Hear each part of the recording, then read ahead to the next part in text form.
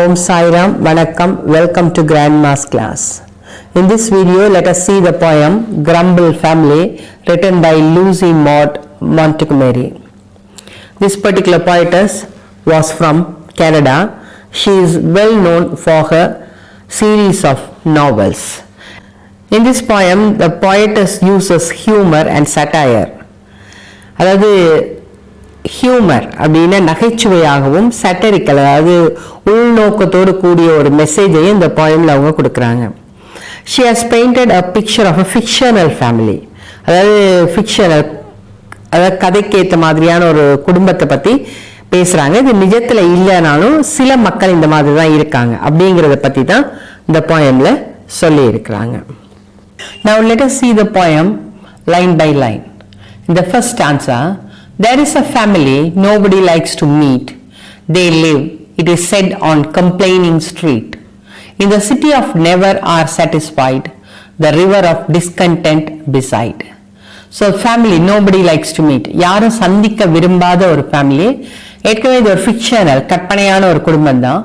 They live, it is said, on a complaining street. complaining street, எப்போ பாரு குறை சொல்லிக்கிட்டே இருக்கிற ஒரு தெருவில், அந்த தெருவோட பேரே புலம்பல் தெரு, அந்த தெருவில் அவங்க இருக்கிறாங்க. இந்த city of never are satisfied. Never are satisfied, திருப்தி அடையாத சிட்டி. சிட்டியோட பேரே திருப்தியின்மை தான். அந்த city dwells near the river of discontent. அந்த சிட்டிக்கு பக்கத்தில் ஒரு ரிவர் பேரு கூட டிஸ்கண்டென்ட், அதாவது திருப்தியின்மை. அதுதான். ஸோ இந்த ஃபேமிலி வந்து எப்பவுமே கம்ப்ளைண்ட் பண்ணிக்கிட்டு திருப்தியே இல்லாமல் இருக்கக்கூடிய ஒரு குடும்பம். They growl at that and they growl at this. Whatever comes, there is something amiss. And whether they are stationed be high or humble, they are all known by the name of grumble. Second stanza பாருங்க. They growl at that and growl at this. So எந்த பொருளாக இருந்தாலும், எதுவாக இருந்தாலும், எந்த விஷயமா இருந்தாலும், இதுவாக இருந்தாலும் அதுவாக இருந்தாலும், அதில் ஒரு க்ரோல் அப்படிங்கிறது ஒரு பொறுமல் அல்லது ஒரு புலம்பல் அவங்கள்ட்ட இருந்துக்கிட்டே இருந்தது. Whatever comes, there is something amiss. என்ன வந்தாலும் சரி அதில் ஏதாவது ஒரு குறையின்மையை கண்டுபிடிச்சிக்கிட்டே தான் அவங்க இருந்தாங்க. மிஸ் அப்படிங்கிறது நாட் ரைட். ஸோ எந்த விஷயம் நடந்தாலும் இல்லை எந்த பொருள் கிடைச்சாலுமே அதில் குறைய கண்டுபிடிச்சாங்க. And whether they are station be high or humble, they all known by the name of grumble. Whether they are stationed, so அவங்க இருக்கிற இடமோ இல்லை அவங்களுடைய நிலைமையோ ஹை ஆர் ஹம்பிள், உயரமாக இருந்தாலும் சரி தாழ்வாக இருந்தாலும் சரி எதுவாக இருந்தாலுமே அவங்க எல்லாரோட மெயின் நேம் என்னது? கிரம்பிள், அதாவது புலம்புறது தான்.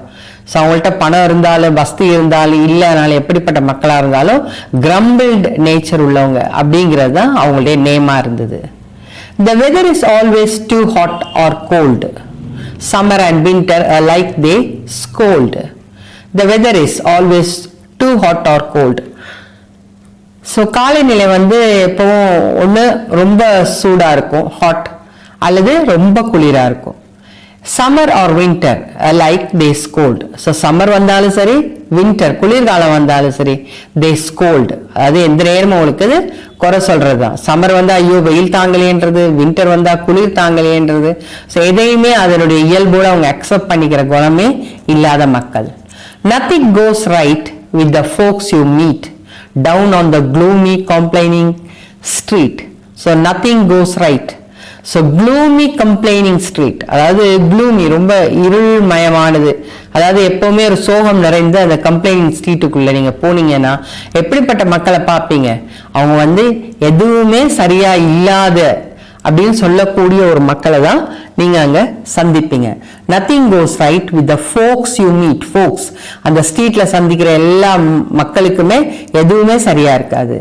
Down on the gloomy complaining street. Now let's go to the fourth stanza. They growl at the rain and they growl at the sun. In fact, their growling is never done. அதாவது மழையை பார்த்தாலும் பொறுமை வேண்டியதுதான். Crawl, அதாவது எந்த நேரமும் உங்களுக்கு ஒரு வருத்தம். growl at the sun, சூரியனை பார்த்தாலும் அதில் ஒரு புலம்பல் இருக்கும். In fact there growling is never done. So அந்த புலம்புறது அல்லது குறைசோட இயல்புங்கிறது மட்டும் நெவர் டன், அது வந்து முடிவே இல்லாதது. And if every thing please them, there isn't a doubt they would growl that they would nothing to grumble about. ஒருவேளை எல்லா விஷயங்களும் ப்ளீஸிங்கா இருந்தா, ப்ளீஸ் தெம், திருப்தி அடைய வச்சா கூட there isn't a doubt they would growl. ஆனா அவங்க பொறுமுறதுக்கு விஷயம் இல்லாமலே இருக்காது, சந்தேகமே படாம கண்டிப்பா பொறுமுவாங்க. எதுக்காக புலம்புவாங்க? they would nothing to grumble about.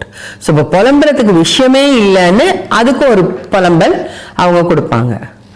Now the fifth stanza, but the queerest thing is that not one of the same can be brought to acknowledge his family name, for never a grumbler will own that he is connected with it at all you see. The queerest thing, அதாவது ரொம்ப ஸ்ட்ரேஞ்சான அல்லது ரொம்ப அறிமுகம் அல்லாத ஒரு ஸ்பெஷலான விஷயம் என்னன்னா, that not one of the same can be brought to acknowledge his family name. So the grumbler அப்படிங்கிற அந்த ஃபேமிலி நேமை யாருமே அங்க எடுத்துக்கிறது இல்லை, ஏன்னா அவங்களுக்கே தெரியறது இல்லை அவங்க வந்து கிரம்பிள் பண்ணிட்டு இருக்காங்கன்னு. For never a grumbler will own that he is connected with it at all you see. So அந்த மாதிரியான ஒரு குணத்துல தான் கனெக்ட் ஆகி இருக்கிறோம். ஸோ கிரம்பிளிங் வேலையை நம்ம செய்யறோம் அப்படிங்கிறது அந்த மாதிரி புலம்புறவங்களுக்கு தெரியறதே இல்லை. நம்ம எப்ப பாரு புலம்பிட்டே இருக்கோம் அப்படிங்கிற விஷயம் அவங்களுக்கு தெரியறதே இல்லை. Next answer. The worst thing is that if anyone stays among them too long, he will learn their ways. The worst thing, ரொம்ப மோசமான விஷயம் என்னன்னா, if anyone stays among them too long, யாராவது அவங்க கூட ரொம்ப நாள் இருந்தாங்கன்னா, too long, he will learn their ways. அவங்களும் அவங்கள போல புதுசா வந்தவங்களும் அவர்களை போல புலம்புற இயல்பு அவங்க எடுத்துக்குவாங்க. And before he dreams of the terrible jumble, he is adopted into the family of grumble. So ஒரு புது மனிதர் அந்த குடும்பத்துக்குள்ள இல்லை அந்த தெருவுக்குள்ள போனதுக்கு பிறகு தான் அந்த இடத்துக்கு வந்திருக்கோம், அந்த இடம் வந்து மோசமான இடம்னு உணர்றதுக்கு முன்னாடியே அவங்களுடைய குணத்தை அவரு எடுத்துக்க ஆரம்பிச்சிருவாரு, இன்ஃப்ளூயன்ஸ் ஆயிடுவாரு. அந்த மாதிரியான ஒரு ஃபேமிலி செட்டப் தான் இந்த கிரம்பிளிங் ஃபேமிலி.